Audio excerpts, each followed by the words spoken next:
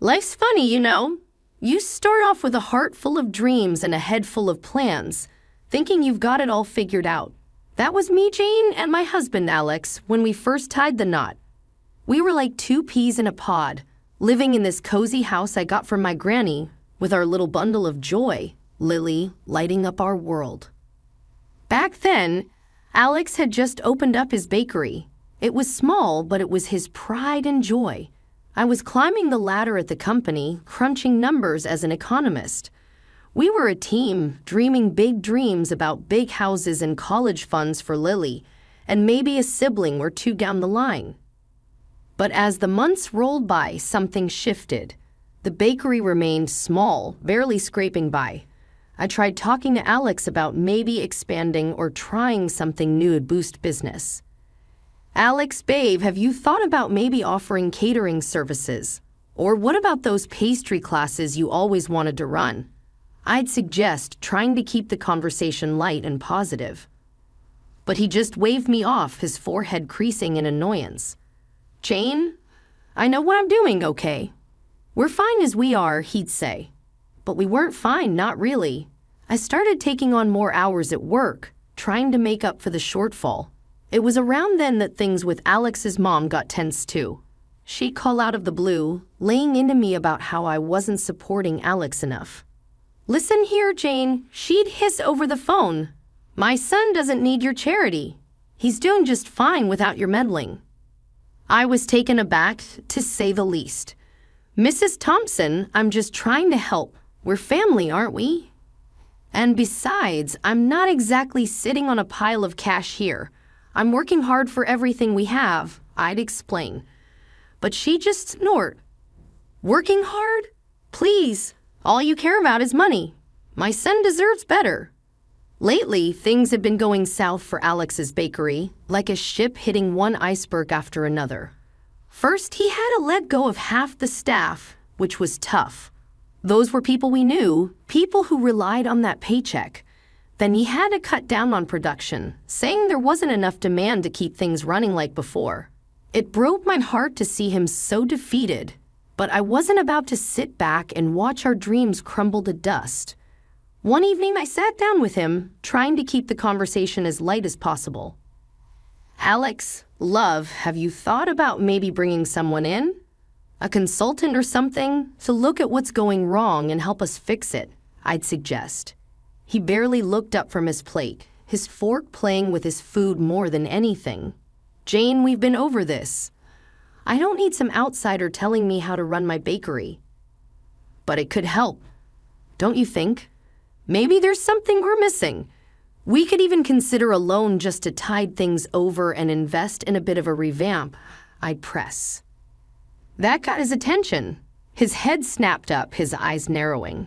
A loan? Are you out of your mind? We're already hanging by a thread, Jane, and now you want us to drown in debt. I tried to keep my voice calm, even though frustration was bubbling inside me. It's not drowning if it helps us swim, Alex. I'm just trying to find a way to help us get through this. But he slammed his fork down, pushing away from the table. No, Jane. Just no, he said.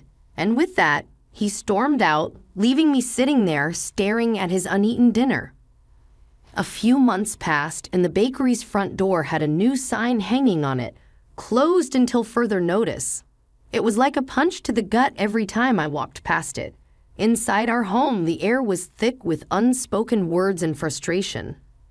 Alex had retreated into himself, spending days on end flipping through job listings with a scowl, his pride bruised and battered. One evening after a particularly long day at work, I found Alex slumped on the couch, the glow of the TV casting shadows across his face. Alex, we need to talk about you finding a job, I started, trying to keep my voice steady and calm. But he didn't even look up. I'm looking, Jane. Looking, he muttered, or scrolling through social media. I couldn't help but let a bit of sarcasm slip.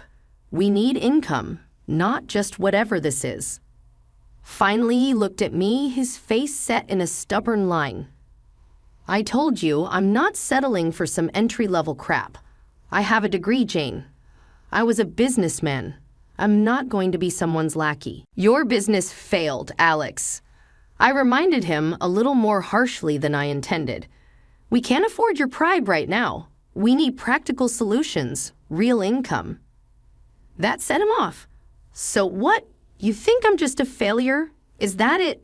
You don't think I can make it back to the top? It's not about what I think. I tried to reason. It's about reality. We have bills, a daughter to think about. But he didn't let me finish. Forget it, Jane. You wouldn't understand. You're just like everyone else, trying to keep me down. The argument spiraled from there, harsh words thrown back and forth until he stormed out, slamming the door behind him. Not long after that mess, his mother called. As soon as I heard her voice, I braced myself. Jane, you need to do something about getting Alex a job at your place. A good one, she demanded, as if it were the simplest thing in the world. I almost laughed. Mrs. Thompson, it doesn't work like that. I started at the bottom and worked my way up. They don't just hand out high positions based on a request, especially not to someone with no experience in the field. She huffed. You need to support your husband more, Jane. He's got potential. You're just holding him back. The conversation went in circles, her accusing me of not doing enough, of not caring enough. Well, I tried to explain the reality of our situation. It ended with her hanging up on me, leaving me feeling even more isolated and frustrated. And so days turned into weeks with Alex barely lifting a finger around the house, consumed with his phone or the TV, leaving me to juggle work, household chores, and taking care of Lily. Every attempt to talk to him about responsibilities, about being a part of this family, was met with defensiveness or outright avoidance. Can you at least pick up Lily from school today? I asked one morning, hoping for a small win. I'm busy, Jane, was his dismissive reply, not even specifying what he was busy with. Doing what, Alex? What's so important that you can't help with your daughter? He just shrugged, that infuriating, indifferent shrug that made my blood boil. Just stuff you wouldn't get. That's how it was now, him wrapped up in his world of whatever, me trying to keep everything else from falling apart. Every conversation a battle, every day a little harder than the last. Things between Alex and me hadn't been great, but I never expected to find out he was taking cash right out of my purse. It started small, a $20 here, a $50 there. I thought I was being forgetful at first, until one day the missing amounts were too big to ignore. I waited for Alex to come home, tapping my foot, my arms crossed. The minute he walked through the door, I was on him like a hawk. Alex, we need to talk. Now, I said, my voice sharp. The cash from my purse. It's been going missing, and I want to know why. For a moment, he tried to play dumb, his eyes shifting away from mine. Money? What are you talking about, Jane? Don't play games with me, Alex. I'm not in the mood. I've been noticing for weeks it's gone, and you're the only other person here, I pressed. Finally, he sighed, running a hand through his hair. Okay, I took it. But Jane, you don't understand. I needed it. Needed it for what, Alex? Beer? Because that's all I see you doing these days. Sitting around drinking while I'm out working my ass off, I snapped. He flinched at that, but anger quickly replaced the guilt in his eyes. I don't have to explain myself to you, Jane. It's not like I'm asking for much, just a little cash to get by, he retorted. Get by? I was incredulous.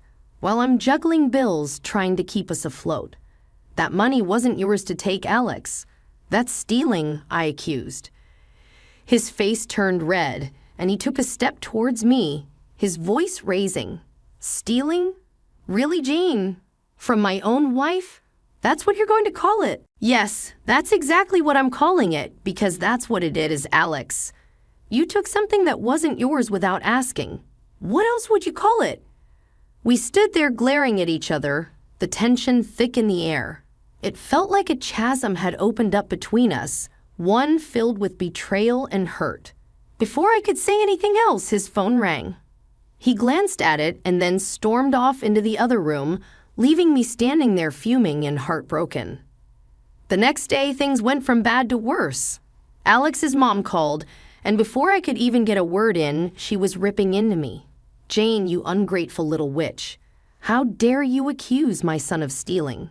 Do you have any idea what you've done?"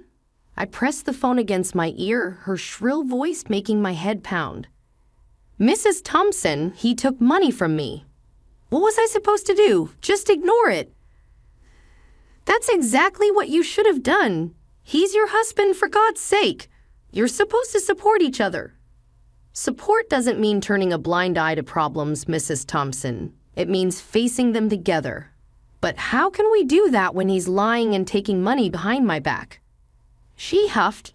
"You've always been too hard on him, Jane. Always expecting too much. It's no wonder he felt he had to hide things from you." I couldn't believe what I was hearing. It was like we were living in two different realities. Expecting too much. I'm working day and night to keep us going, and he. "Enough, Jane. I won't hear another word against my son. You've made your bed, now lie in it," she declared, and with that, she hung up, leaving me staring at the phone in disbelief. This wasn't just about the money anymore. It was about trust, respect, and the realization that maybe, just maybe, I was in this fight all alone. Life had thrown its fair share of curveballs, but nothing hit harder than the day Lily fell sick. It wasn't just a sniffle or a cough. It was one of those moments that stop you dead in your tracks, forcing you to reassess everything. Lily's fever had spiked in the night, her little body racked with coughs that seemed to shake the very bed she lay in. I remember sitting beside her, a cool cloth in hand, trying to bring some relief. The next morning, with Lily still burning up, I knew we needed a doctor. I said, my voice strained with worry. Alex was sprawled on the couch, a can of beer already in hand. It was barely 9:00 a.m. "Alex, Lily's sick. Really sick. I need to take her to the doctor." He glanced up, irritation flashing across his face. "So take her. What do you want me to do about it?" I clenched my fists, fighting the urge to scream. Maybe act like a father. "I can't do everything alone, Alex." He didn't answer, just turned his attention back to his phone, effectively ending the conversation. At the doctor's office, the news wasn't good. Lily needed medicine, maybe even a specialist. The costs started to pile up in my head, a mountain of expenses we were ill-prepared to handle. I called Alex from the pharmacy, hoping for some semblance of support. "The medicine's expensive, Alex, and she might need more tests. We need to figure this out." There was a pause before he spoke, his voice cold. "Well, what do you want me to do about it, Jane? Money doesn't grow on trees." I was stunned into silence. "She's your daughter, Alex. She needs us. Can't you see that?" "Of course I see that, but freaking out about it isn't going to make money appear." "You figure it out. You're good at that," he said, hanging up. I felt a mix of anger, frustration, and sheer determination. Lily needed me, and I wasn't about to let her down. The decision to not send money to Alex's mom that month was a tough one but necessary. Lily's health came first, no matter what. But when Mrs. Thompson found out, the fury was unleashed. "Where's my money, Jane?" she demanded over the phone, her voice a sharp knife. "Lily's sick. The money went to her medicine and doctor's visits." "We had no choice," I explained. "No choice? That's my money, Jane. You can't just decide not to spend it. What am I supposed to do?" she snapped. "Your granddaughter is sick, Mrs. Thompson. Doesn't that matter to you?" "Lily's health is more important right now," I pleaded. But she scoffed. "You're just using that as an excuse. I need that money, Jane. You're being selfish." The conversation went downhill from there, ending with her calling me names and hanging up. I stood there, phone in hand, feeling a cocktail of emotions swirling inside me. Anger, disbelief, but above all, a fierce protectiveness over Lily. The day everything turned on its head started like any other, but ended in a way I never could have predicted. It was when I stood at the checkout line, groceries piled up, that I reached for my bank card and found nothing but emptiness. Panic knotted my stomach, not just at the embarrassment of not being able to pay, but at the realization of what it meant. Alex had taken my card for a whole week. My calls to him went unanswered, a silence that spoke volumes. Then, out of the blue, he returned, but not alone. His mother was in tow, both of them wearing smug looks that didn't bode well. Before I could even demand answers, Alex dropped his bombshell. "I won Jane $5 million. Can you believe it?" The news knocked the wind out of me. Not just the amount, but the sheer audacity of him claiming this victory after everything. "What? How?" "With your card," he said, as if he had done something clever. "Bought a lottery ticket." The room spun. He used my card without permission, and now this. His next words cut deeper than the betrayal of theft. "I'm leaving you, Jane. This is my chance to start over without you dragging me down." Me and Mom were set. His mother standing there with that grin twisted the knife. "Told you, Jane. You never believed in my son. Now look at you, left behind while we move on to better things." I was speechless, the injustice of it all burning in my chest. "You think you can just take that money and run? That's my card, my account. You stole from me." Alex shrugged, that infuriating indifference back in full force. "Finders keepers, Jane. I won fair and square. It's time I found someone more supportive, someone who appreciates me." The words stung. But it was the dismissal of our life together, of our daughter, that hurt most. "And what about Lily? You're abandoning your daughter. Lily will be fine with you. I need a fresh start away from all this." He gestured vaguely around our home as if it were a trap he had finally escaped. I wasn't just going to roll over and let him take everything from us, especially not with money that was as much mine as it was his, if not more so. The first step was finding a lawyer, someone who could navigate the treacherous waters of legal battles that lay ahead. When I sat down across from Miss Rivera, a sharp woman with a reputation for being a bulldog in court, I knew I had found my champion. "I'm not going to lie to you, Jane. This is going to be a tough fight," Miss Rivera began, her voice matter of fact, "but it's not insurmountable." I nodded, clenching my fists in my lap to stop them from shaking. "I understand, but I can't just let him get away with this. It's not right." She smiled, and there was a glint of something fierce in her eyes. "I like your spirit. We'll give it everything we've got. First, we'll need to prove the purchase was made with your card. Do you have statements or any evidence of the transaction?" "Of course," I replied, pulling out copies of my bank statements I had brought with me. "It's all here, the date, the time, the exact amount," I said. "Good," Miss Rivera said, taking the papers and scanning them quickly. "This is a solid start. Next, we'll file for an injunction to freeze the winnings until the court makes a decision. It's going to make him and his mother very unhappy, but it's a necessary step." The thought of facing Alex and his mother again made my stomach churn, but the fire Miss Rivera had ignited in me burned brighter. Let them be unhappy after everything they've done. It's the least they deserve. The day we served Alex with the papers, I saw him for the first time since he left. He looked different, harder, colder. His mother was with him, of course, her sneer as pronounced as ever. "This is a mistake, Jane. You're going to lose," Alex said, his voice laced with a venom I hadn't heard before. "I'm not the one who made a mistake," I shot back, my voice steady despite the trembling I felt inside.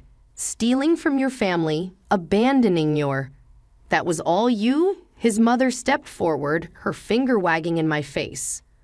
"You're a greedy, ungrateful little—" Miss Rivera interjected, stepping between us with a calm authority that immediately silenced Alex's mother. "Enough." After months of legal wrangling, the day of reckoning finally arrived. I sat in the courtroom, a bundle of nerves, my hands clasped tightly in my lap. Across the room, Alex and his mother sat together, an air of smug confidence about them that made my skin crawl. They whispered to each other, casting occasional glances my way, their expressions a mix of disdain and superiority. My lawyer leaned over, her voice a whisper of steel. "Ready for this, Jane? It's showtime." I nodded, not trusting my voice. My heart hammered in my chest, a loud echo in the silent room as we awaited the judge's entrance. When the judge finally entered, the room hushed to a solemn quiet. The proceedings began, a blur of legal jargon and back and forth that felt both endless and fleeting.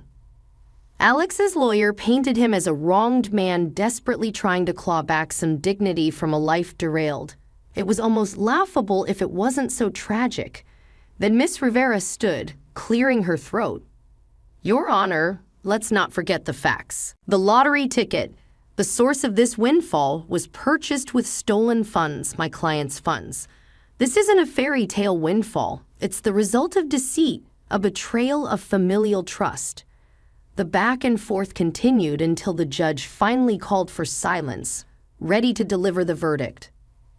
In light of the evidence presented, it is the decision of this court that the majority of the lottery winnings, being the result of a transaction made with funds not belonging to Mr. Alex Thompson, be awarded to Mrs. Jane Thompson, the judge announced, his voice carrying a weight that felt like a gavel to my soul.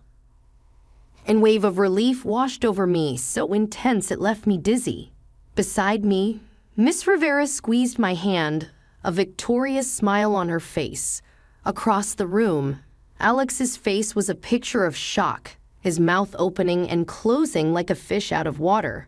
His mother's reaction was more vocal, a strangled gasp of indignation that echoed off the courtroom walls. "This is robbery, pure and simple," she exclaimed, her voice shrill with disbelief. But her protests fell on deaf ears, the judge already moving on to finalize the proceedings. Months rolled by since the dust settled on the courtroom floor, leaving me with a significant chunk of the winnings and a fresh start. I didn't waste any time following in what could have been.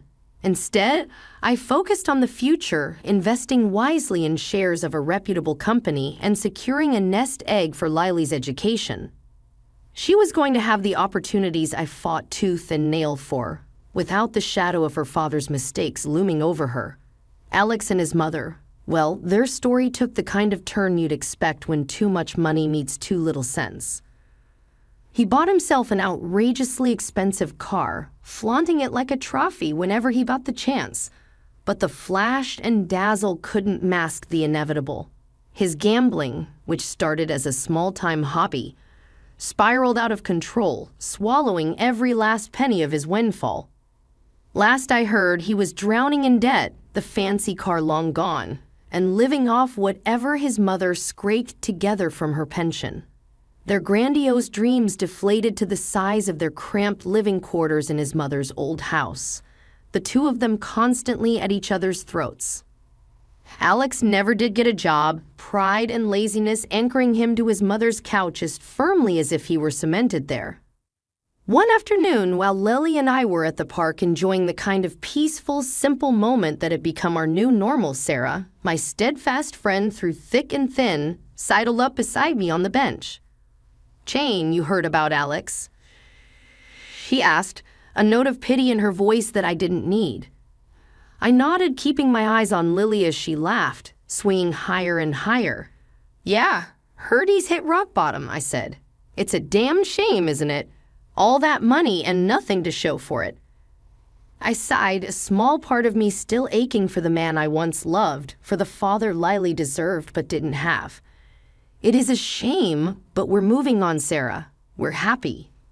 Our conversation drifted to lighter topics, but as I sat there, basking in the late afternoon sun, my thoughts briefly wandered to Alex. I wondered if he ever thought about us, about the life he threw away for a shot at easy money. But then Lily called out, beckoning me to push her higher on the swing. And just like that, my fleeting curiosity about Alex's regrets vanished into the air.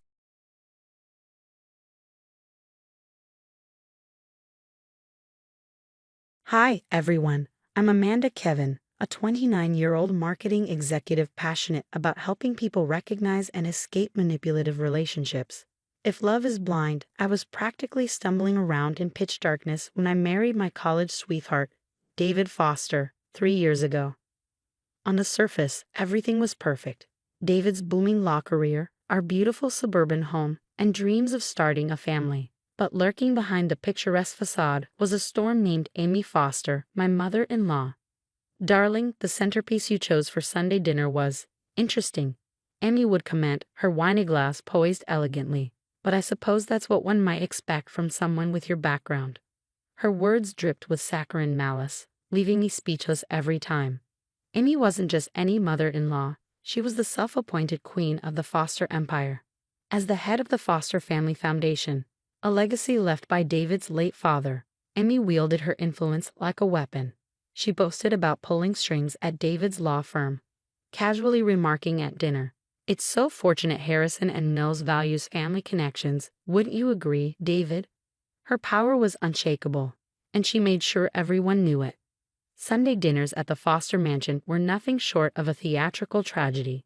Amy's sister, Margaret, nodded along to everything like a dutiful puppet, while cousin Emma performed her weekly routine of fishing for Amy's approval. "Amanda, have you thought about freezing your eggs?" Emma asked last Sunday, her fox concern barely masking Amy's real agenda. "Aunt Amy mentioned you're focusing an awful lot on your career." I tried everything to keep the peace.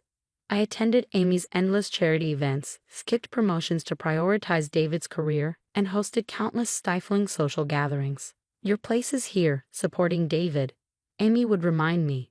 "The Foster name carries responsibilities." Then, last week, I came home to find my living room completely rearranged. "I let myself in," Amy said nonchalantly when I confronted her. The furniture arrangement was giving the wrong impression to our social circle. She had made herself a spare key without permission. That was my breaking point. "Mom, you can't just change our house without asking," David protested weakly. "Darling, I know what's best," she replied with a wave of her hand. "Now, when are you two planning to give me grandchildren? The Foster legacy won't continue itself." As I stared at the spare key, it hit me. This wasn't just meddling, it was control. Every interaction, every gesture of help came with strings attached. The cracks in our perfect life were widening, and the web Amy had spun around us tightened with every passing day. The night of the Foster Family Foundation Gala was when everything came to a head. I'd been ignoring chest pains for weeks, pushing through the stress. But that evening, it all caught up to me. As I stood in the bathroom, struggling to breathe, Amy walked in. "For heaven's sake, Amanda, get up," she snapped. "The Vandermeers just arrived, and I won't have you embarrassing us with this theatrical display." "Amy, please," I begged. "I think I need to go to the hospital. Something's really wrong." She narrowed her eyes. What perfect timing. Just as we're about to announce David's nomination for partner. "Always making everything about you, aren't you?" I clutched the sink for support, the room spinning around me. David found us moments later, concern flickering in his eyes. "Honey," he looked pale. "Maybe we should." "David, darling," Amy interrupted smoothly, "you know how crucial tonight is for your career. If you leave now, well, I hate to explain your absence to the board. They're quite particular about family commitment." I could barely breathe, but David hesitated. "Mom's right," he said softly. "Let's just get through the next few hours. You can rest tomorrow." 2 hours later, I was still standing, forced smiles plastered on my face as Amy paraded us before donors. Her nails dug into my shoulder as she gushed about Foster family values, oblivious to my growing agony. Margaret shuffled nervously nearby, muttering about discrepancies in the donation books. "Everything all right, Margaret?" Amy asked, her tone sharp. "Oh yes, of course," Margaret stammered, but the tension was palpable. By the end of the night, I was on the verge of collapse. Someone commented, "Such a lovely couple, though your daughter-in-law seems rather quiet tonight." "Oh, she's just being dramatic, aren't you, Dieter?" Amy's voice echoed as the last thing I remembered before everything went black. I was walking to the car, David arguing with her about leaving early. "The Hendersons haven't even made their pledge yet," she snapped, dismissing my condition entirely. When I woke up, the harsh brightness of hospital lights greeted me, accompanied by the steady beep of machines. A doctor stood beside my bed, her expression grim as she reviewed my chart. "Mrs. Kevin, you experienced a severe cardiac event," she said, her tone grave. The delay in treatment could have been fatal. Why didn't you come in sooner? I turned to David, whose face had turned ghostly white. Amy lingered in the doorway, for once without a quick retort or an excuse. The doctor continued, "Your EKG shows significant stress-induced angina. Have you been under unusual stress recently?" I couldn't help but laugh, though the effort sent the monitor into a flurry of beeps. "Stress?" I said weakly. "They have no idea." But they were about to find out. 3 days into my hospital stay, David left his phone with me while he went to grab coffee. It started buzzing almost immediately. At first, I ignored it, but when the messages kept coming, I glanced at the screen. My hands shook as I scrolled through the text between David and Amy. "Claire looked lovely at the office today, didn't she? Such a shame things ended between you two. She's single again, no, one read. Make sure you're at Morton's for lunch tomorrow. Claire mentioned she'll be there with the Anderson case team," said another. And then I found it, messages about a private investigator. "Found some interesting things about her father's business troubles," Amy wrote. "And that cousin with the DUI. Perfect ammunition." David's replies weren't outright complicit, but they weren't stopping her either. A weak mom, please, here and there. No more than that. I was still processing this betrayal when my phone buzzed with a message from Rachel, David's estranged sister. "I heard what happened. Can I come see you?" An hour later, Rachel sat by my hospital bed, tears streaming down her face. She told everyone Paul was a gambling addict, said he was stealing school funds. It was all lies, she sobbed. By the time we cleared his name, the damage was done. No one from the family even came to our daughter's christening. "Manipulative bye," I began, but our phones buzzed simultaneously, cutting me off. Emma had just posted several videos to the family group chat. "OMG, wrong chat. Wrong chat," she frantically typed, but it was too late. We all watched in horror and vindication as years of Amy's cruelty played out on screen. There she was, dismissing my chest pains, threatening David's career, mocking Rachel's husband, and scheming behind the scenes. "Remember when she said I was imagining things?" Rachel whispered. Margaret called next, her voice shaky. "Amanda, I need to talk to you about the Foundation's books." When David returned and saw his phone in my hand, he turned pale. "I can explain." "The videos explain enough," I said quietly. "Either you stand with me, or you stand with her. No more middle ground." David broke down, guilt washing over him. "I'm so sorry. I've started seeing a therapist. I can't believe I let her." Later that evening, he called Amy with me beside him. I put the call on speaker. "How dare you question my methods?" Amy's voice was cold, sharp. "Everything I've done has been for this family's reputation. Should I remind the firm about Amanda's father's bankruptcy? Or perhaps let slip about that college incident my investigator uncovered?" "You're investigating my wife?" David's voice cracked. "Oh, darling," Amy replied smoothly. "I've been protecting you from her kind since day one. Now are you going to fall in line, or do I need to make some calls?" David looked at me, then back at his phone. For the first time in our marriage, I saw real resolve in his eyes. "Go ahead, mother. Make your calls. But first, check the family group chat." Emma had quite a lot to share. Amy was all fake smiles and poise at the emergency family meeting, her designer suit impeccable. "I'd like to apologize for any misunderstandings," she began, her tone dripping with insincerity. "We all say things in the heat of the moment." "Save it," I interrupted, slapping a thick folder onto the table. "Margaret, would you like to explain these financial records?" Margaret stood, her hands trembling. "The Foundation's money, it wasn't all going to charity," she confessed. "Private investigators, payoffs, fake positions for Claire at the firm." Amy's composure cracked. "How dare you go through private documents?" she sputtered. "Private? Like the investigator's report on my father?" I shot back. "Or the money you paid Claire to pursue David?" The board meeting that followed was nothing short of poetic justice. Rachel's anonymous tip had prompted an exhaustive audit of the Foundation's records. With every revelation, Amy's complexion grew paler, her mask of control slipping further. $50,000 to discredit a kindergarten teacher, one incredulous board member asked. Rachel leaned forward, her voice steady. "That's what she spent to try and destroy my husband and me." 2 weeks later, the headlines delivered their own brand of satisfaction. Prominent socialite charged with embezzlement. David's firm wasted no time severing ties with the scandal. His boss even said, "We're announcing your partnership early, David."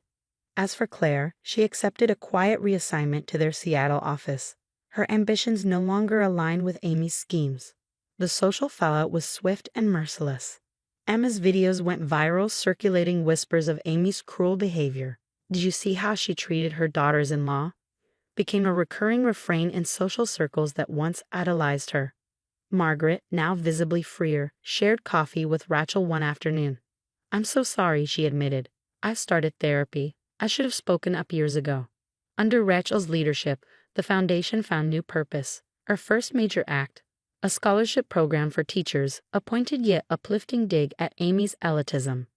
David and I moved across town to a house filled with light and laughter, new phone numbers, a fresh start.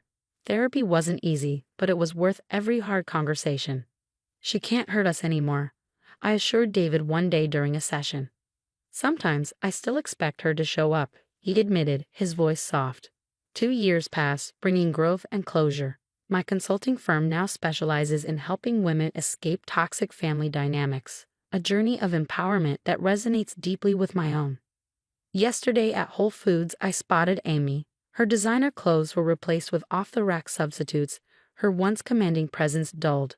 She pushed a cart alone, her eyes darting around nervously. Our gazes met briefly. She hesitated, reaching for her phone, then stopped, likely remembering that she no longer had our numbers. I turned away, heading back to my office where my assistant greeted me. "Your next client is here, Mrs. Kevin." "Coming," I replied, pausing to straighten the plaque on my desk. Its inscription read, "Helping women find freedom." Amy's shadow no longer looms over my life, though I know she thinks of me often. Each empty Sunday dinner, each article praising the foundation's success under Rachel, each reminder of the control she lost, it must sting. People often say forgiveness sets you free. I've learned that sometimes walking away and thriving is the best revenge. What would you have done in my shoes? Would you have left the gala despite knowing the potential fallout? Or would you have stayed silent, sacrificing your health to keep the peace? Share your thoughts in the comments below.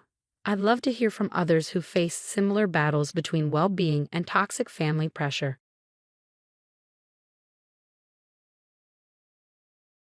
Hi, I'm Carla. Most people just call me Carla, simple and to the point, unlike my life these days.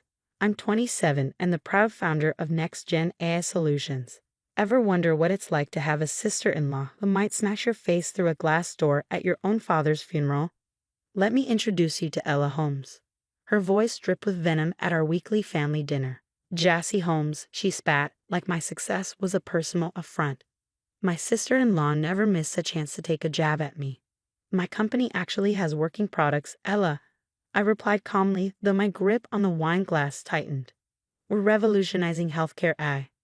Dad, ever my rock, squeezed my shoulder. "My little genius," he said with pride, even as the oxygen tube in his nose weakened his voice. "Wait until they see your new cancer detection algorithm." Ella wasn't finished. She turned her daggered words toward my brother, Mark. "Speaking of family businesses, honey, shouldn't you be more involved? I mean, Carla's making millions, and you're still pushing papers at the bank." Mark shifted uncomfortably, avoiding my gaze. "I'm doing fine, Ella." "Fine?" Her laugh was sharp. "Your baby sister is worth millions while you settle for fine." "That's enough," Dad said, his tone cutting through the tension despite his frailty. "I invested in Carla's company because she had the vision and drive. It's not about playing favorites." Later that evening, my best friend Emma cornered me in the kitchen. "Watch your back, Carla," she warned. "Ella's been asking weird questions about your company's security protocols. She's been hanging around the office too." Lucas, my business partner, confirmed it the next day. "She tried to bluff her way past it, claiming she had documents for you." Dad was more pragmatic when I told him over coffee that Sunday. "Focus on the product launch," he advised. "I've updated everything to protect you and the company." "Don't talk like that," I protested. "The doctors said the new treatment." "My brilliant girl," he interrupted, sliding a Forbes magazine across the table. "My face was on the cover. Promise me, Carla. Never let anyone dim your light." Ella stormed in just then, Mark trailing behind her. She took one look at the magazine and smirked. "Another cover story?" Must be nice having Daddy bankroll your dreams while his own son gets nothing. I earn everything through hard work, I said firmly. Maybe if you spent less time obsessing over my success. Obsessing. Her laugh was cold. You strut around like tech royalty while we can barely afford our mortgage. Mark, tell them about your promotion idea. Ella, stop, Mark pleaded, his voice strained. We talked about this. This is my company, I said, meeting her gaze. And my achievements. For now, she shot back. Things change, sweetheart, sometimes faster than you think. Dad's coughing fit shattered the tension. I rushed to his side, helping with his medication as he gripped my hand urgently. Promise me, he whispered. Stay strong, no matter what happens. Always, Dad, I vowed. But I didn't realize how soon his warning would come to haunt me, or how far Ella's jealousy would go. The call came at 3:00 a.m., shattering the quiet darkness. The hospital's number flashed on my phone screen. My stomach dropped. Miss Matthews, the voice on the line said, your father has been rushed to the emergency room. He collapsed at home. I was already grabbing my keys when Mark called. Carla, I'm picking you up. Dad's security system alerted us. The hospital corridors seemed endless. When we arrived, Ella was already there, rifling through Dad's briefcase, which the paramedics had brought in. What the hell are you doing? I demanded, my voice sharp with anger. Someone has to handle things, she snapped, clutching papers like they were her lifeline. You're too busy playing tech queen. Put those down. Now. Before she could respond, the doctor arrived, his grave expression freezing us in place. Mr. Matthews suffered a massive heart attack. We're doing everything we can. Hours dragged by in the waiting room. Mark paced restlessly while Ella whispered furiously on her phone. I caught snippets of her conversation. Yes, I'm at the hospital. No, nothing's been signed yet. When the doctor returned, his face said it all. Family of James Matthews. My legs gave out as Mark caught me. I'm so sorry, the doctor said. We did everything possible. The morning after Dad's passing, Ella wasted no time asserting herself. We need to check his office, she announced sharply. Important documents. Our father just died, Mark exploded, his grief barely contained. By midday, Dad's lawyer, Mr. Peterson, called an emergency meeting. The atmosphere in the study was tense, the air heavy with unspoken expectations. Your father updated his will last month, Mr. Peterson began, his voice calm but deliberate. Ella leaned forward, her lips curling in anticipation. To my daughter, Carla Matthews, he continued, I leave 75% of Matthews Technology shares, granting her majority control of all business holdings. My breath caught. Across the table, Ella's face twisted into a mask of disbelief. To my son, Mark Matthews, Mr. Peterson went on. A trust fund of $2 million. $2 million? Ella's voice rose in a shriek. While she gets billions in company shares. Mr. Peterson adjusted his glasses and continued undeterred. Additionally, the mansion and remaining assets will be divided, 70% to Carla, 30% to Mark. This is ridiculous. Ella slammed her fist on the desk. She manipulated him while he was sick. The will is ironclad, Mr. Peterson replied firmly. Mr. Matthews was fully competent and confident in these decisions. We'll contest it, Ella snarled, turning to Mark. Tell them, Mark. But Mark only stared at his shoes. Dad's wishes were clear, he mumbled. You pathetic excuse for a son. Ella screamed, her voice echoing in the study. She's stealing your birthright.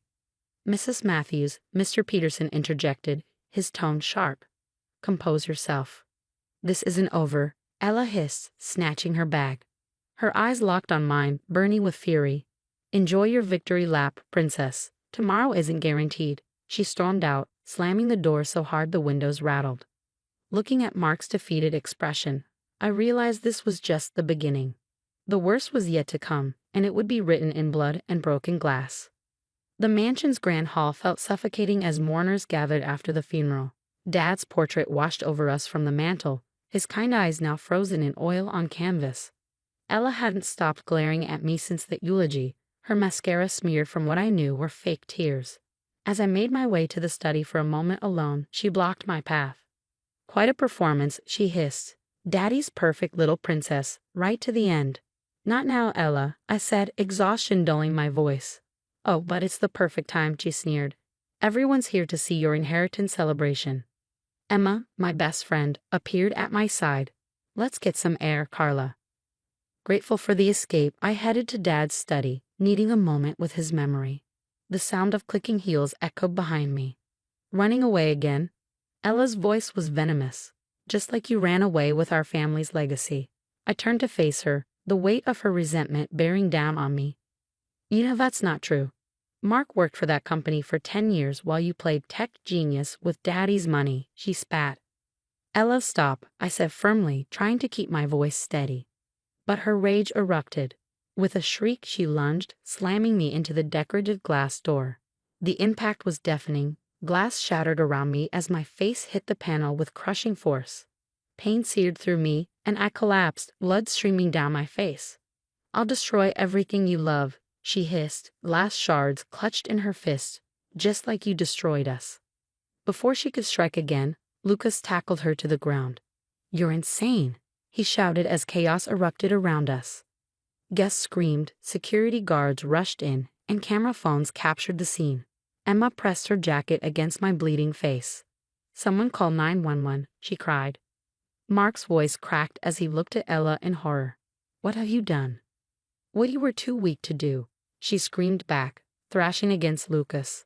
Look at her, bleeding like the leech she is. Police sirens wailed in the distance, the flashing lights cutting through the chaos. Officers stormed in, weapons drawn. Everyone down, hands where we can see them. She tried to kill my friend, Emma shouted, holding up her phone. I got it all on video. Ella was cuffed, still screaming accusations. She stole everything. Our future. Our company. Security footage confirmed the attack. As paramedics lifted me into the ambulance, Dad's words echoed in my mind. Stay strong, no matter what happens. In the courtroom weeks later, Ella stood for sentencing, her designer clothes replaced by prison orange. Her arrogance was gone, replaced by hollow desperation as the evidence against her mounted. Assault, theft, fraud, and attempted corporate espionage. The most disturbing charge, the judge said, his voice cold, is the premeditated attack on your sister-in-law. Emma squeezed my hand as the security footage played, the glass door shattering, my bloody face, Ella's wild eyes as she lunged for me again. Your Honor, Ella's voice quivered. I was desperate.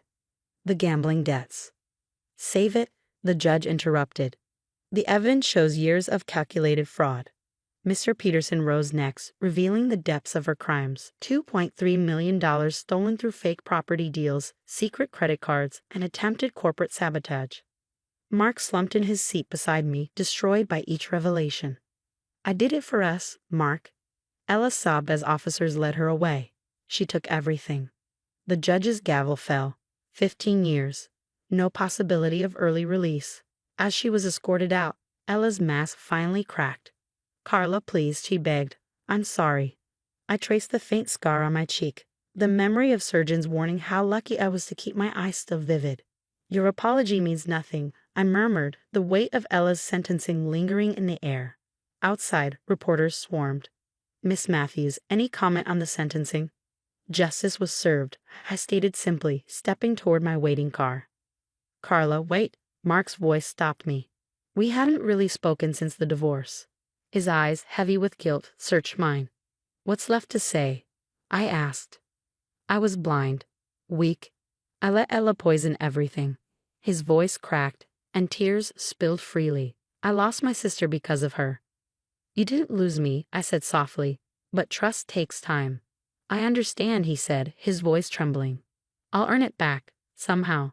2 weeks later, I called an emergency board meeting. The room buzzed with quiet curiosity as I stood at the head of the table. I'm restructuring the company's shares, I announced. Mark will receive 40% ownership and step in as chief financial officer. Gasps rippled through the room. Emma leaned forward. Carla, after everything. Dad built this company believing in family, I interrupted. Ella nearly destroyed that. I won't let her win by losing my brother too. Mark's hands trembled as he picked up the contract. I don't deserve this. No, I said honestly, but Dad would want us united. Besides, you're actually good with numbers when you're not being manipulated. His laughter was brief, but real. Weeks later, a Forbes cover sat on my desk. The Matthews siblings. Text new power due. Below it, Ella's prison intake photo served as a sobering reminder that karma doesn't miss. My scars have faded, but they tell a story. A story of survival, growth, and choosing to rise above hatred. Mark and I rebuilt more than a company, we rebuilt trust. Last week, another letter arrived from Ella's prison. Like the others, it went straight to the shredder, unopened. Some broken things can't be fixed, but family, real family, is worth fighting for. Dad always told me to stay strong, and he was right. But he taught me something else too. True power isn't in destroying your enemies, it's in choosing to be better than them. Every Sunday, Mark and I visit Dad's grave. We share coffee and updates about the company he believed in so deeply. Sometimes, as I watch the sunlight dance across his headstone, I swear I see him smiling, watching his children finally become the team he always knew we could be. As for Ella, she has 14 more years to reflect on how her jealousy cost her everything, while the family she tried to destroy grew stronger. What would you do if the person who tried to destroy you lost everything? Would you help them rebuild or let karma take its course? In my case, Ella lost her freedom, marriage, career, and reputation. I chose to rebuild with Mark, but I still shred every letter she sends without a second thought. Some say forgiveness heals the forgiver more than the forgiven. Others believe toxic people deserve the consequences of their actions.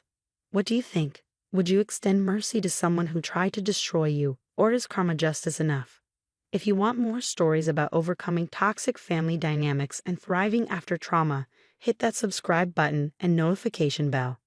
Your support helps me keep sharing these real experiences. Stay strong, and remember, sometimes the best revenge is living well.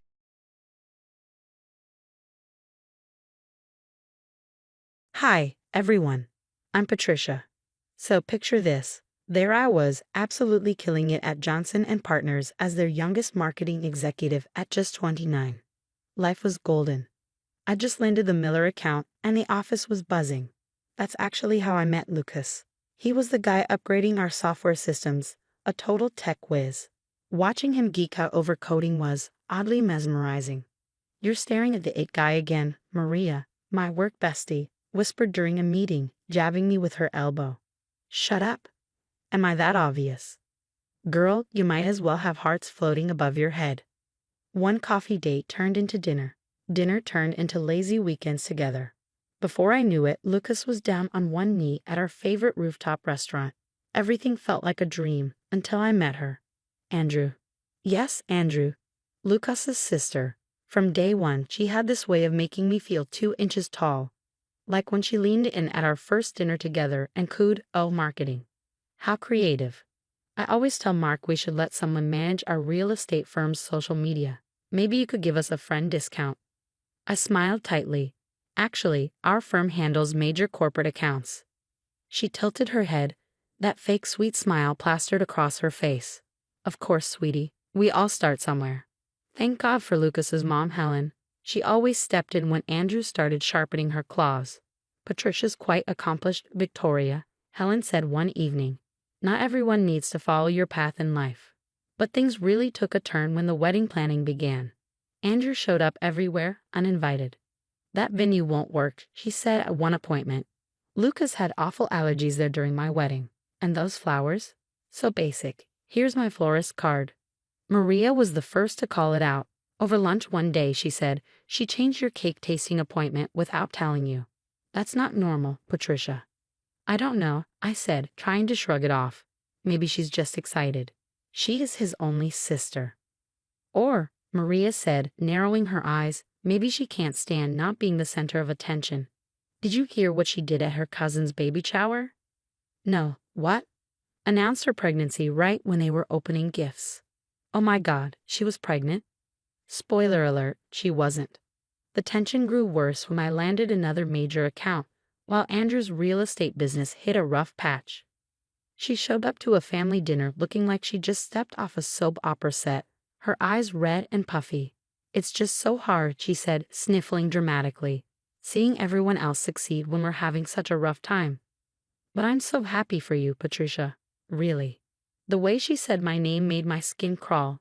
But Lucas just squeezed my hand under the table. Don't let her get to you, he whispered. She's always been dramatic. If only I'd known then how far her drama would go. A few weeks later, the nightmare began. Lucas stormed into the Cooper family living room, an envelope clutched in his hand. What kind of sick joke is this? He threw it onto the coffee table, and photos spilled out. Me and Mark, Andrew's husband, in what looked like intimate moments. My stomach dropped. I found them in Mark's desk drawer, Andrew said, her voice trembling with fake concern. I didn't want to believe it, but Patricia, how could you? These are fake, I said, my hands shaking as I grabbed the photos. They were from different family gatherings, clumsily edited but convincing enough to cast out. Our son deserves better than this, Helen said, her face flushed with anger. Please, you have to believe me, I pleaded. Someone's manipulated these photos. Lucas's voice cracked. The timestamps show these were taken last month during your late meetings. Those were client meetings. Maria was with me the whole time. Andrew sniffled, dabbing at her eyes. Maria works for you. She'd say anything. Robert, Lucas's father, stood up, his expression heavy with disappointment. The wedding needs to be postponed. We can't move forward with this cloud of suspicion. Then my phone buzzed and buzzed and buzzed. Somehow, the photos had been leaked to our social circle. Messages started pouring in. Did you see the photos? I can't believe Patricia would do this. Poor Lucas. We always knew she was too ambitious to settle down. The messages didn't stop. Friends I'd known for years turned into strangers overnight. Only Maria stood by me. This is absolute bullshit, Maria fumed as she paced my living room. Look at these photos. Anyone with eyes can see they're doctored. The lighting doesn't even match. I sat curled up on the couch, mascara streaked down my face. Nobody wants to hear it, I whispered. They all think I'm some kind of... My voice cracked. Stop it, Maria snapped. We're not playing into Andrew's game. She paused, a thought crossing her mind. You know what's weird? This reminds me of what happened with her old business partner's wife. Remember that scandal? I wiped my face, anger flickering through the despair. What scandal? Thomas Reed. His wife was accused of something similar, but the whole thing just vanished. Their partnership dissolved after that. You think Andrew was behind it? Maria folded her arms. Burl, I know she was. My cousin works in real estate.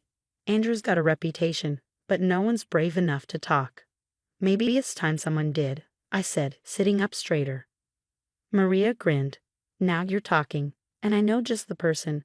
Emily Parker, private investigator. She's a wizard with digital forensics. As if on cue, my phone buzzed. A message from Lucas. I need more time to think. Maybe we should take a break. I showed Maria the text, my heart breaking all over again. Take all the time you need, Lucas, Maria said as she read over my shoulder. Then she smirked. Because when this is over, you'll be begging for forgiveness. And honey, you're not getting it. These photos were definitely manipulated, Emily Parker said, pointing to her computer screen. Look at these pixel inconsistencies. I'm at your work. Can you prove who did it? I asked, leaning forward. Better. The editing software license traces back to a freelancer who works for Andrew's real estate firm. And guess who's been paying him under the table? Just then, Maria burst into the office. You won't believe who just called me. Thomas Reed, Andrew's old business partner. He saw your name tied to Emily's investigation and says he's been waiting years for someone to expose her. 3 hours later, I sat across from Thomas at a quiet cafe, my hands gripping a cold coffee cup. She destroyed my marriage, my business, everything, he said, his voice heavy. She used doctored photos to convince investors I was embezzling funds. By the time I cleared my name, she'd stolen my client list and started her own firm. Why didn't you expose her? I asked. She had dirt on my brother's company. She threatened to leak it.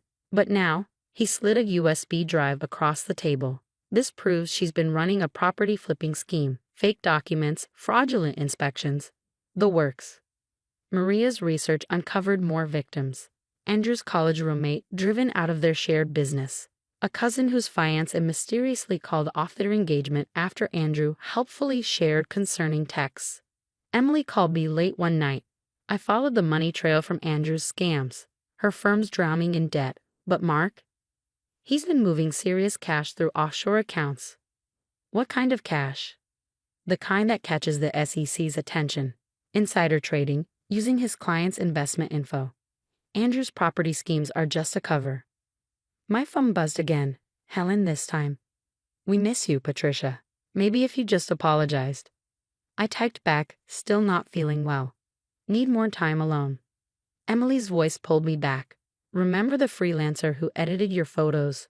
Turns out he's been working for Andrew for years, family photos, business documents, even court records, and he kept receipts. Thomas called again. The SEC is very interested in Mark's trading activity. They just need more evidence. Tell them to wait, I said, my resolve hardening. I want Andrew exposed all at once. The annual Cooper family brunch is next month. Maria reminded me. Helen's been begging you to come. Perfect timing, I said. By then, we'll have everything. Emily looked up from her computer, her expression sharp. Speaking of timing, you won't believe this. Mark and Andrew are planning to sell the company and flee the country. I smiled for the first time in weeks. Then we'd better move fast. I smiled, a plan forming. Let them think they've got time. The Cooper family brunch was going to be unforgettable. Is everyone ready? I texted our group chat. Agents in position, Emily replied. Thomas and the others are waiting for your signal, Maria confirmed. With my head held high, I walked into the garden party, the scent of roses and freshly cut grass masking the tension building in the air. Andrew's smug smile faltered when she saw me. Patricia, she said, her voice syrupy. We didn't expect you. I wouldn't miss it, I replied coolly. Oh, and I brought some friends. Right on cue, Thomas Reed walked in, followed by a line of Andrew's past victims, her face drained of color. What is this?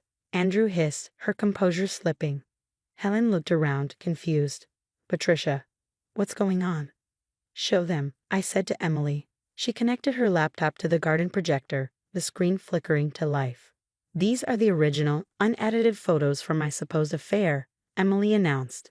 The evidence played out in stark detail, timestamps, lighting inconsistencies, and finally, the payment receipt from Andrew to her Photoshop freelancer. Your guy kept excellent records. Andrew's voice cracked as she shrieked. She's lying. Like you lied about my company's finances? Thomas stepped forward, slamming a folder onto the table. These are forged documents, fake property inspections, and proof of embezzlement. Mark tried to quietly slip away, but 2 SEC agents blocked his path. Going somewhere, Mr. Cooper? One of them asked. We have some questions about those offshore accounts and insider trading. Andrew's mask shattered. She lunged at me, rage etched into her face. You set us up. Lucas caught her arm. Like you set up your college roommate? My cousin's engagement. How many lives have you destroyed, Andrew? Helen covered her mouth, tears streaming down her face as more victims stepped forward to share their stories. Robert's hands trembled as he read through Thomas's documents. Our daughter, he whispered, his voice breaking. How could you? Andrew's eyes blazed with defiance. I had to. Everyone always loved perfect Patricia more, even my own parents. Lucas turned to me, guilt and desperation in his eyes. Patricia, I'm so sorry. I should have believed you. I pulled my hand away. Yes, you should have. But you didn't. Please, he begged. We can fix this. I shook my head. No, Lucas. I fix everything else. I turned to Maria, who grinned knowingly. We were ready to announce the launch of our new marketing firm, built on the ashes of Andrew's schemes. 6 months later, I watched Andrew's sentencing on TV. 5 years for fraud. Mark got 12 for insider trading. Their elaborate scams had made national headlines, shattering the Cooper family's reputation. Some people tear others down to feel bigger, but real success, that comes from rising above, working harder, and letting karma do its job. What would you have done in my position? Would you have exposed Andrew's crimes publicly at the family brunch, knowing it would humiliate the entire Cooper family, including innocent people like Helen and Robert? Or would you have quietly reported her, risking Andrew twisting the narrative yet again? Let me know your thoughts in the comments below. Have you ever faced a manipulator like Andrew? How did you handle it? Your stories could help someone else feel less alone. And if you want to hear more tales about standing up to toxic family dynamics and coming out stronger, hit that subscribe button and turn on notifications. Sometimes the people who should protect us the most end up causing the deepest wounds. But we always have the power to heal and to fight back.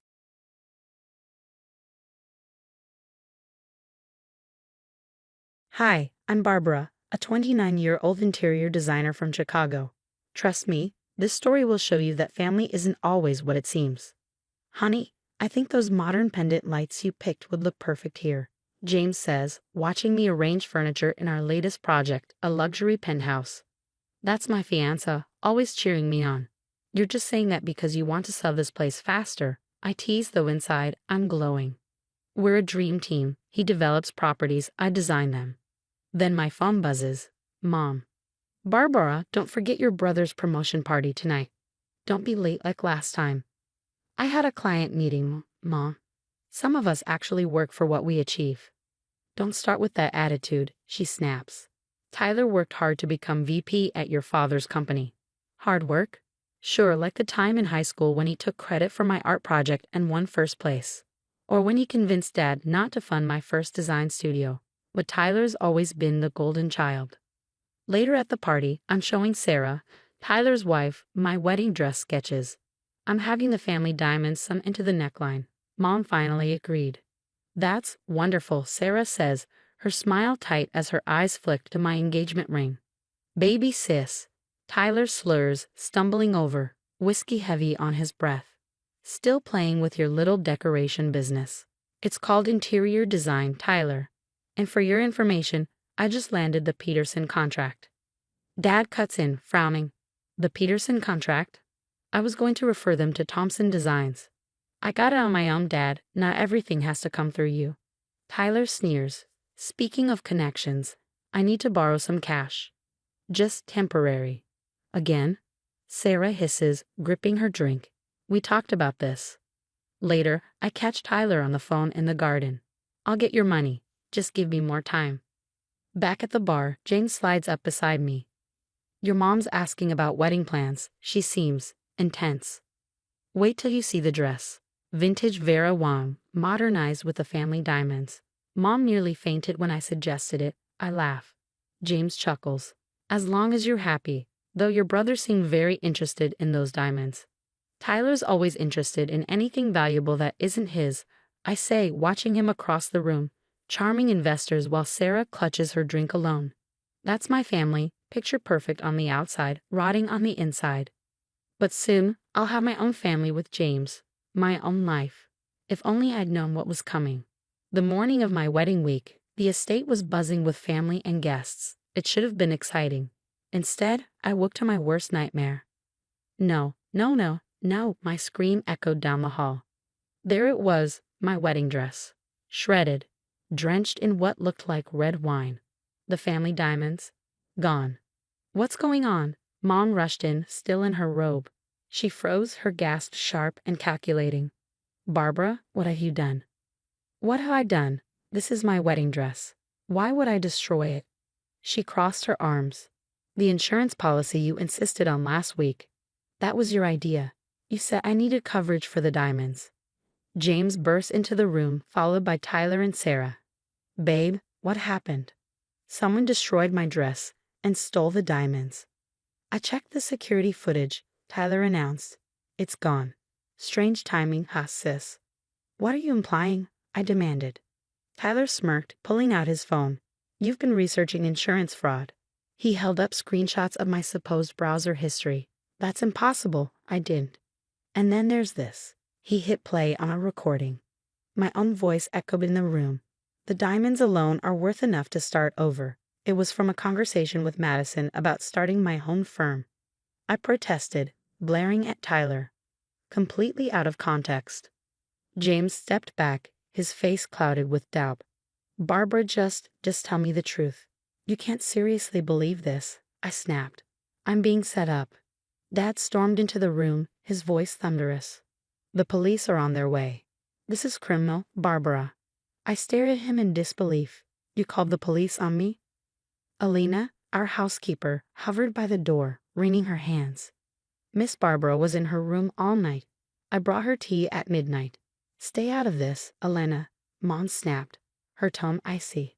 Shaking, held Madison. They're all against me, I sobbed. Even James is believing them. Girl, something's not right, Madison replied sharply. Tyler was acting weird at the rehearsal dinner. Stay put, I'm coming. The police arrived soon after, taking statements as I sat helplessly. The detective gave me a skeptical look. Miss, your family's evidence is quite compelling. Evidence they fabricated, I muttered, but it felt like no one was listening. Later, Sarah approached me with fake sympathy dripping from her voice. Maybe if you confess, they'll go easier on you. I fixed her with a cold stare. I think you know exactly what happened, Sarah. She flinched, just slightly, before walking away. By the time James found me packing my bags, I was done. The wedding's off, isn't it? I said, not bothering to look at him. Barbara, he hesitated. They're your family. Why would they lie? Because they've been doing it my whole life, and you never wanted to see it, I said, my voice breaking. Madison burst in like a hurricane, her presence a lifeline. I'm getting you out of here. Something stinks, and it's not just your brother's cheap cologne. As I left, Mom's voice followed me. If you walk away now, don't bother coming back. Don't worry, Mother. I won't. Elena slipped me a folded note as I passed. I saw something last night. Call me. Dad's voice was the last thing I heard before the door closed. You're making a big mistake, young lady. We can still fix this if you admit what you did. Madison's dining table was covered in papers, bank statements, transaction logs, and screenshots.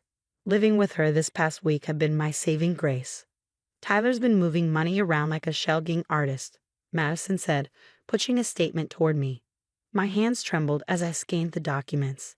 These withdrawals, they're always right before his business trips. And these deposits, Lucky Star Gaming, Royal Flush Casino. My phone buzzed.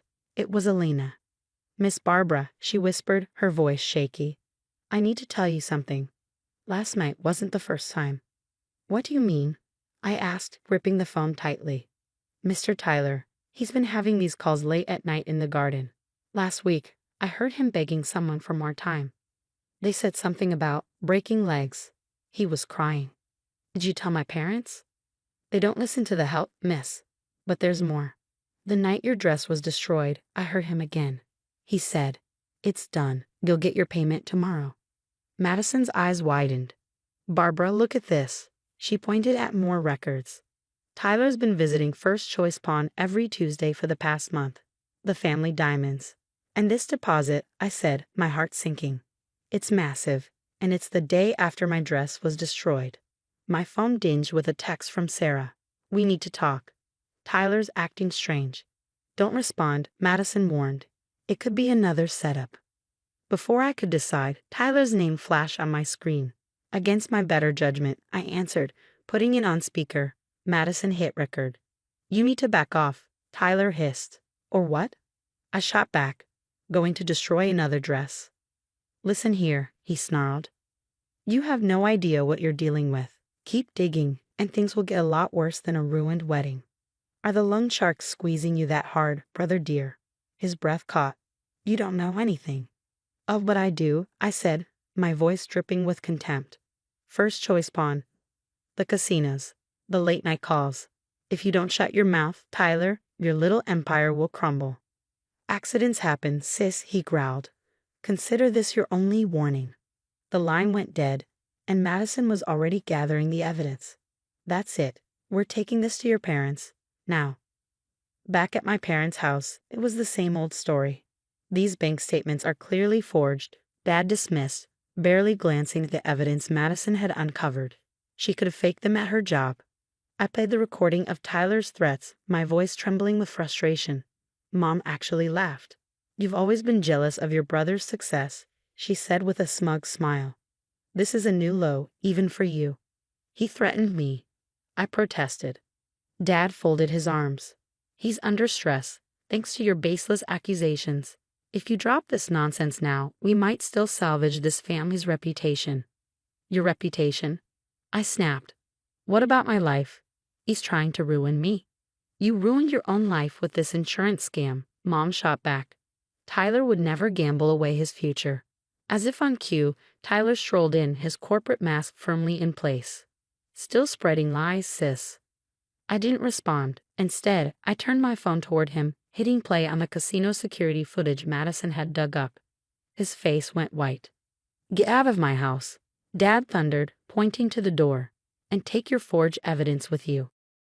As I walked out, Tyler's phone rang. He hesitated before answering. "Mr. Chang, please," he whispered, his voice cracking. "I just need one more day." I smiled. The walls were closing in on my dear brother, whether my parents wanted to see it or not. 6 months later, I stood in what would soon be Chicago's hottest new restaurant, surveying the exposed brick walls and industrial accents. "This detail is exactly what this space needed," I told my newest client. My phone buzzed. "David, still on for dinner? I've got some interesting news about your family's company." Dating a district attorney has its perks, especially one who understands toxic family dynamics. Madison's matchmaking skills, as always, were spot on. "3 guys in leather jackets showed up at your dad's office today," David told me over dinner. Security had to escort them out. They were shouting about Tyler's debts. The next morning, the Chicago Tribune headline read, "Harrison family business under investigation for massive fraud." Madison's bank had uncovered years of embezzlement. Later that day, Elena called. "Miss Barbara, remember the backup system Mr. Harrison had installed last year? I saved all the footage. The police have Tyler on camera destroying your dress." My phone rang again. "Mom, decline." Then Dad, decline. A text from Tyler. "Please, I need help. They're going to arrest me." By evening, every channel was covering the story. Prominent Chicago family in shambles. VP son faces criminal charges. I sat in my new office, thinking about the scared girl who once begged for her family's approval. She's gone now. My first mentee arrived, a young designer with big dreams. As I shared my story, teaching her to recognize red flags and value herself, I realized something profound. Sometimes, losing everything is life's way of showing you what you never needed in the first place. And now, I have a question for you. What would you do if your entire family united against you and the person you were about to marry started doubting you? Would you fight to prove your innocence like I did? Or would you walk away and start fresh without looking back? Let me know in the comments below. Your support means everything to this channel. If you'd like to hear more stories about overcoming toxic family dynamics and emerging stronger, don't forget to hit subscribe and turn on notifications. I read every comment and can't wait to hear your thoughts. Where do you draw the line between forgiveness and self-preservation? Would you give your parents a second chance after everything fell apart? Let's talk about it.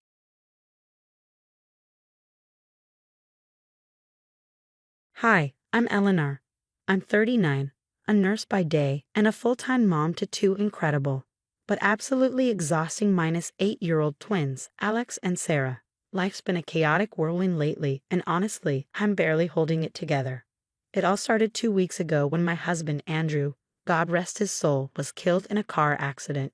We had our issues, sure, but he was a good man and an even better father. The kids are taking it hard, and I'm just trying to keep everything from falling apart. "Mommy, when's Daddy coming home?" Sarah asked the other day, her big blue eyes shimmering with unshed tears.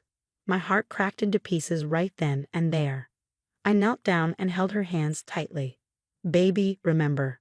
We talked about this. Daddy's gone to heaven. He can't come home, but he's always watching over us." She sniffled, nodding reluctantly, while Alex, always trying to play the tough guy, stomped off to his room. He didn't say a word, but I know he's hurting. He's just like his dad, bottling everything up and pretending he's okay. As if dealing with that loss wasn't enough, my mother, Vivian, has been breathing down my neck. She's 65, but the way she nitpicks and judges makes her seem a century older.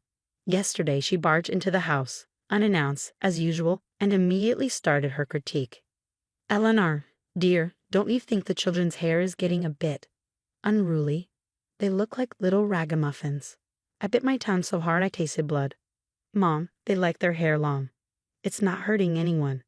She sniffed dramatically, muttering something about proper appearance, before zeroing in on the laundry pile I hadn't gotten to yet. If it weren't for my best friend Zoe, I think I'd have lost my mind by now.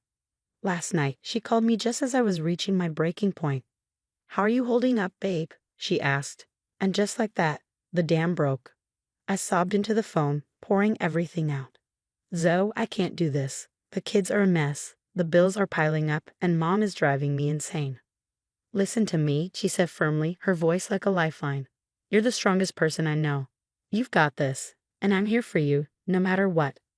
I don't know what I did to deserve a friend like Zoe, but I'm grateful for her every single day. Last night, exhaustion got the better of me. I was helping Alex with his math homework when I dozed off right there at the table. Mom, you okay? He asked, nudging me awake. I forced a smile. Yeah, baby, just a little tired. Now, where were we? Oh, right. Fractions.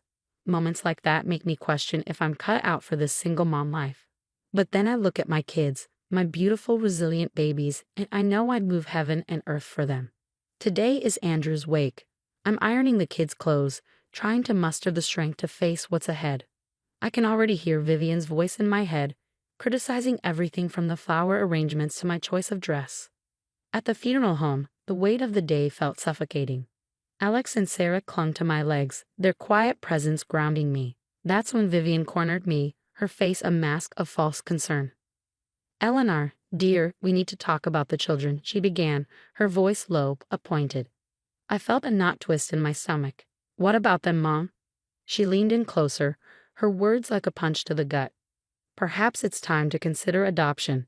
It would be best for everyone. You're clearly overwhelmed, dear. I stared at her stunned. Are you out of your mind? They just lost their father, and you're suggesting I give them up. Now, she said, raising a hand as if to calm me. Don't get hysterical. I'm just thinking of what's best for everyone. I was shaking with anger, torn between screaming and not wanting to make a scene at my husband's wake.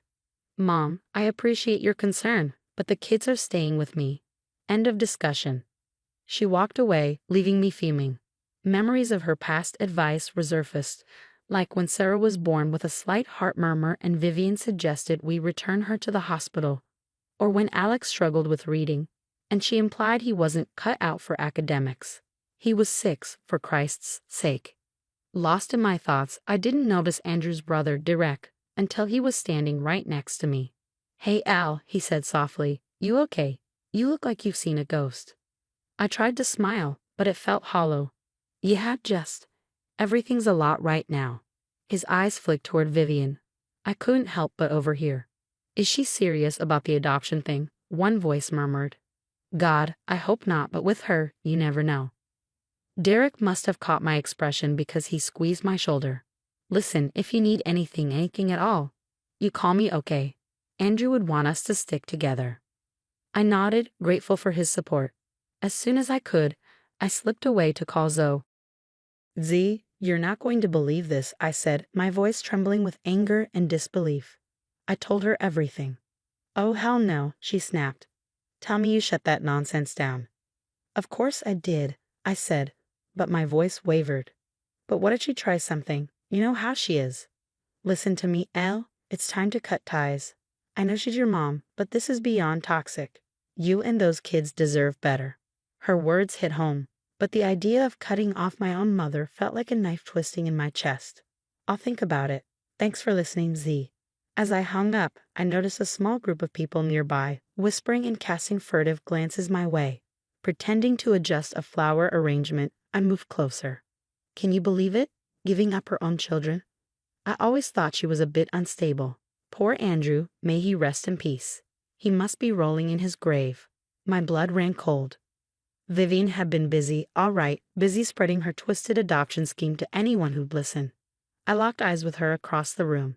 She gave me a small, smug smile, and in that moment I realized this wasn't just meddling. This was war. The days following Andrew's wake were a blur of whispers and judgmental stares. At work, conversations died the moment I entered the break room. Even Mrs. Johnson, my favorite patient, seemed hesitant. Honey, is everything all right with those beautiful grandbabies of yours? I froze. They're fine. Why do you ask? Of no reason, she said, clearly lying. Just remember, there's no shame in asking for help if you need it. It wasn't until I overheard 2 coworkers in the supply closet that the penny dropped. Can you believe Eleanor's giving up her kids? And so soon after Andrew's death? I know, right? Always thought she was a little off. Guess she just couldn't hack it as a single mom. I clenched my fists, fury burning in my veins. This was Vivian's doing, and I had to find out how far our lies had spread. By asking subtle questions and piecing together the gossip, I uncovered the horrifying truth. Vivian had been painting me as an unfit mother to anyone who'd listen, from church ladies to the corner store clerk. She was systematically sabotaging me. Just when I thought things couldn't get worse, Derek called. Elle, we need to talk. It's about Vivian. We met at a diner, and what he told me made my stomach churn. She tried to convince Andrew to leave you years ago, he said, his tone grave. Said you weren't good enough for him, that you were dragging him down. I felt like I'd been sucker punched. What? When? Right after the twins were born. Andrew shut her down hard, told her to stay out of your marriage. I thought you knew. I shook my head, tears stinging my eyes. He never said a word. That's because he loved you, Elle. He wouldn't let anyone, not even Vivian, come between you. That night, I couldn't sleep. Memories of Vivian's constant undermining and criticism replayed in my mind like a broken record. I had to know the full extent of her betrayal. Acting on instinct, I drove to her house while she was at her book club. Using the spare key I knew she kept under a planter, I let myself in and began searching. I wasn't even sure what I was looking for until I found it. A leather-bound journal tucked away in her desk drawer. My hands shook as I flipped through the pages. It was all there, years of plotting, plans to gain custody of the twins, waiting for the perfect opportunity to strike. She'd been scheming since they were born. I was still reading when the front door creaked open. Eleanor. Vivian's voice was sharp as a blade. What are you doing here? I stood clutching the journal to my chest. How could you, Mom? Your own daughter? Her expression hardened. You shouldn't be snooping through other people's things. And you shouldn't be trying to steal my children. I shot back, my voice trembling with fury. She scoffed. Please, I'm trying to save them from you. You were never good enough for Andrew, and you're certainly not fit to raise those kids alone. That's not your decision to make. Oh, but it is, she said, her tone icy. I've already contacted Child Protective Services. With Andrew gone, it'll be easy to prove you're unfit. My friends at the agency will make sure of it. The blood drained from my face. You wouldn't dare. Her smile was cold and triumphant. Watch me. Those children deserve better than you, Eleanor, and I'm going to make sure they get it. Staring into her eyes, I realized this wasn't just meddling. This was her endgame, the culmination of years of control and resentment. But I wasn't going down without a fight. We'll see about that, Mother, I said, my voice steely. We'll see about that. Knowing time was against me, I called Zoe and Derek for an emergency meeting. We need to expose her. Zoe snapped her fingers. I've got it. We'll set up a fake charity event for struggling single parents. Vivian won't be able to resist showing up to gloat. Derek nodded. And we'll make sure to catch her on camera. If we play our cards right, she'll spill everything. The next week was a whirlwind of planning. Zoe called in favors, Derek handled the tech, and I reached out to everyone I knew, co-workers, the twins' teachers, neighbors. The response was overwhelming, and by the night of the event, I was a bundle of nerves. Vivian arrived right on time, looking smug as ever. Well, well, she said, her voice dripping with condescension. I see you've finally come to your senses about needing help. I forced a smile. You were right, Mom. I can't do this alone. As we mingled, I introduced her to Sarah, a sympathetic social worker who was actually Zoe's cousin, equipped with a hidden camera. Mrs. Thompson, I've heard so much about you, Sarah said warmly. Elle says you've been incredibly supportive. Vivian preened. Well, someone has to look out for those poor children. Eleanor means well, but she's just not cut out for single parenthood. Oh, how so? Sarah prompted, her voice tinged with curiosity. And just like that, Vivian began to spill every nasty thought and sinister scheme. I've been planning this for years. Those children deserve better than her. Once Child Protective Services steps in, I'll get custody. It's for the best, really. I watched, heart pounding, as Vivian dug herself deeper. She was so wrapped up in her gloating, she didn't notice the room falling silent or the curious stares turning into cold glares. And the best part, she continued, Eleanor has no idea. She actually thinks. Suddenly, Vivian turned, perhaps to gloat directly to my face. But she misjudged the step.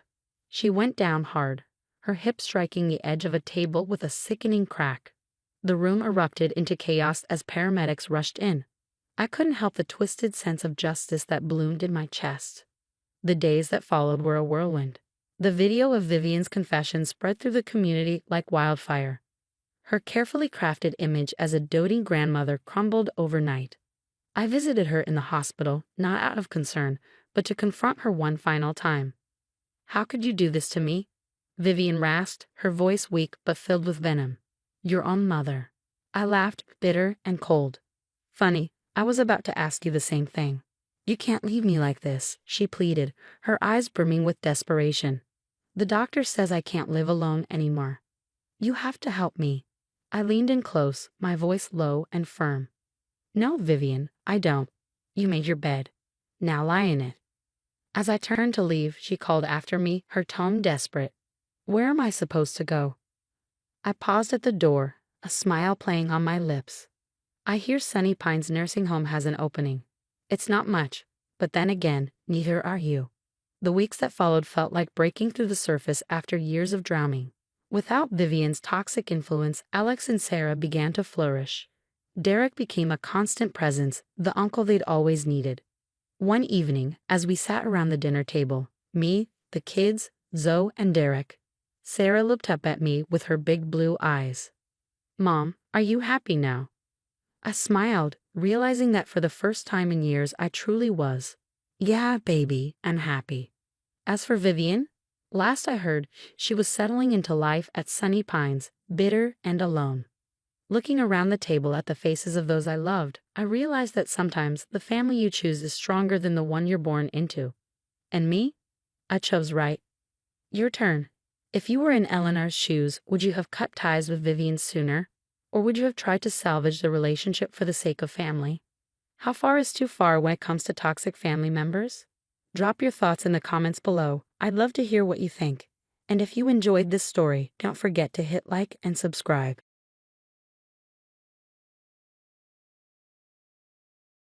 Hi, everyone. I'm Linda, 29 years old, and a marketing executive with a story that's been eating at me.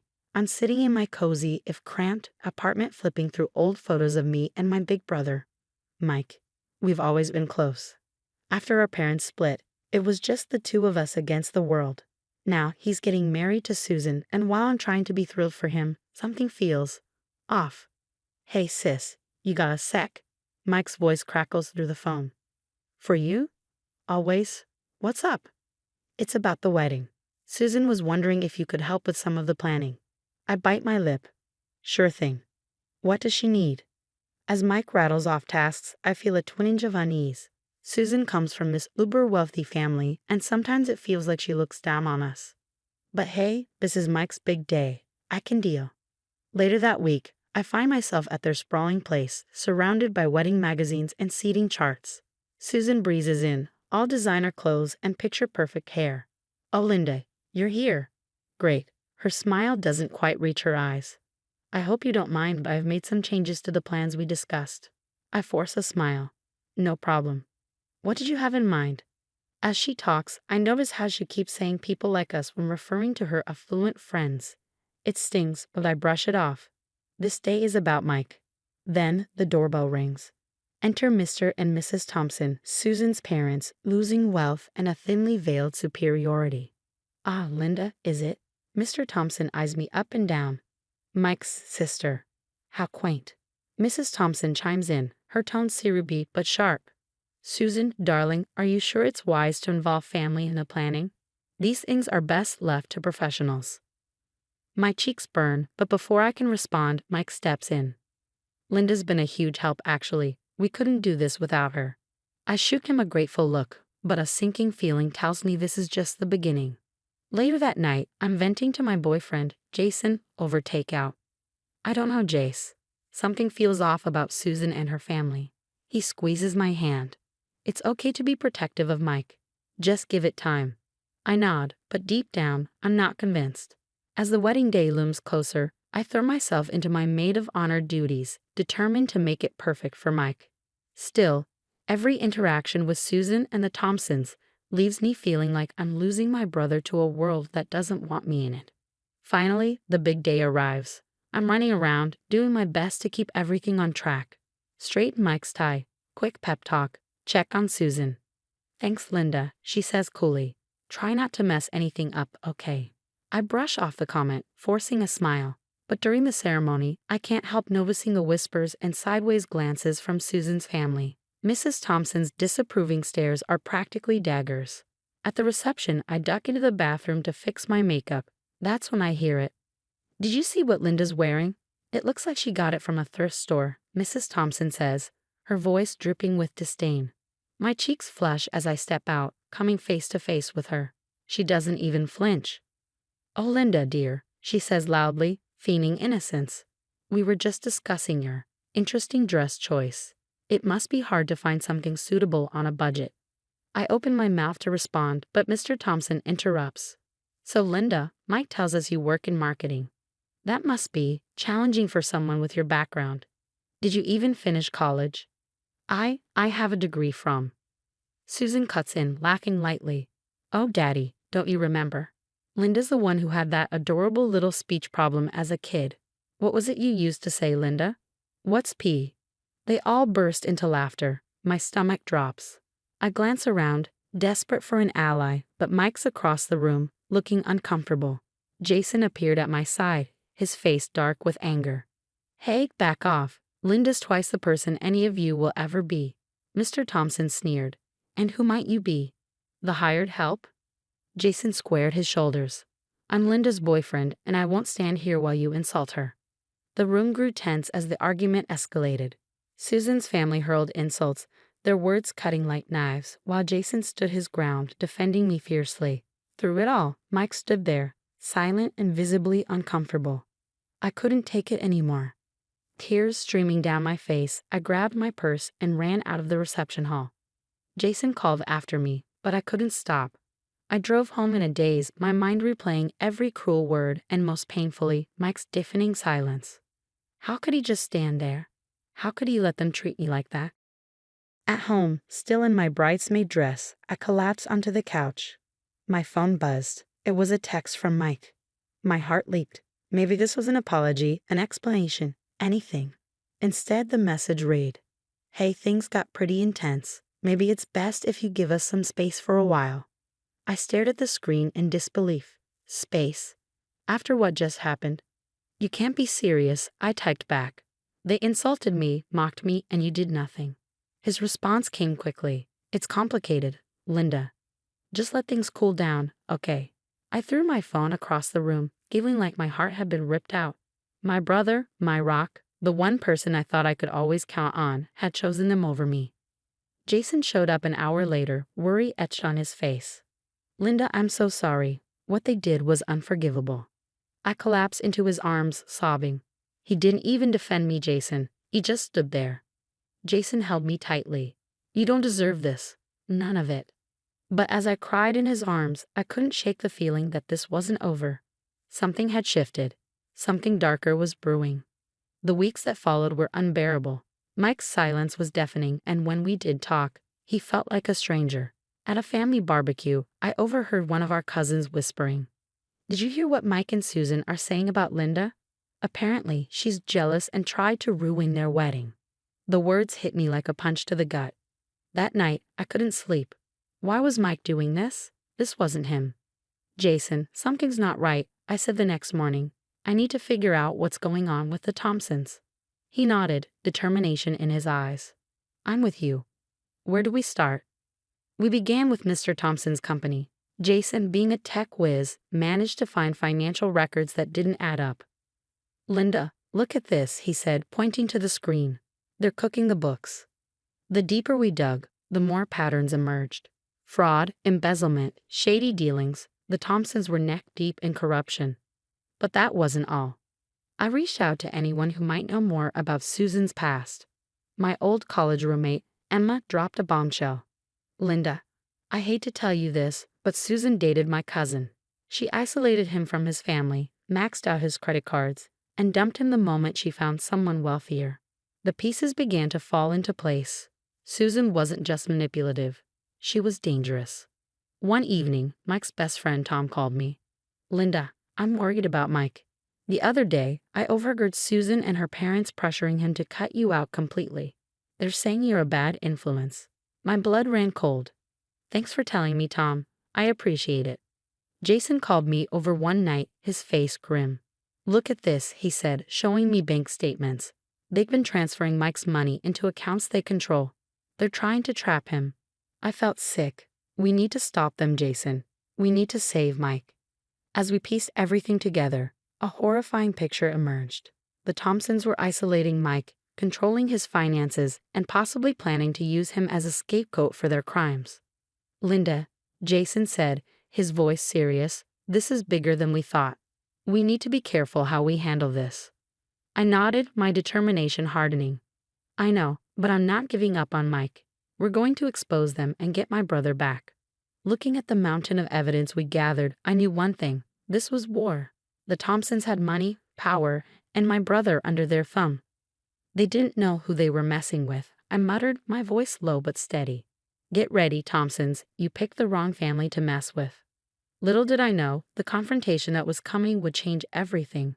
The truth was about to explode into their perfect world, and there was no turning back. The day of reckoning had finally arrived.